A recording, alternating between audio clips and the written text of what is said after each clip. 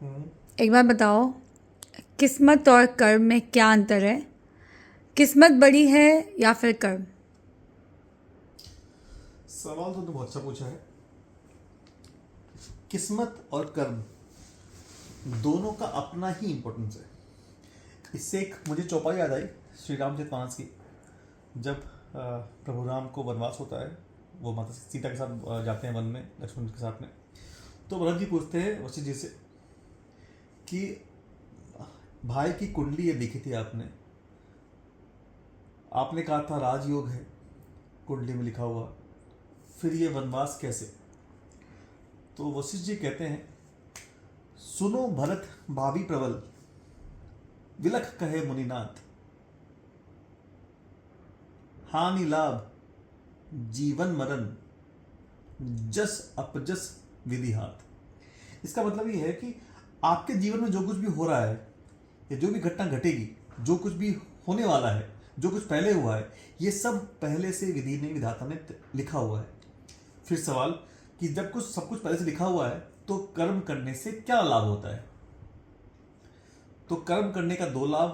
पहला, आपकी विधाता जो आपकी किस्मत में लिखते हैं वो आपके कर्मों के हिसाब से लिखते हैं। आपने पहले जो कर्म किए होंगे उसके हिसाब से आपकी आज का जीवन लिखा गया, और आप आज जो कर्म करने वाले हैं उसका कुछ ना कुछ असर आपके अगले जीवन में लिखा जाएगा।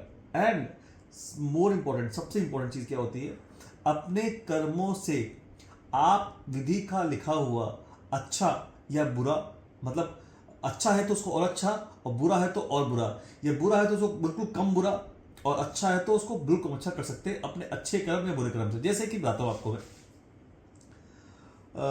किसी की किस्मत में अ, गला कट के गला कट्टा लिखा है, तो वो अपने अच्छे कर्मों से, अपने आचरण से, अपने नाम जप से, अपने चीज़ों से, अच्छी चीज़ों से वो अपने गले कटने की से उसको उंगली कटने पे लेके आएगा।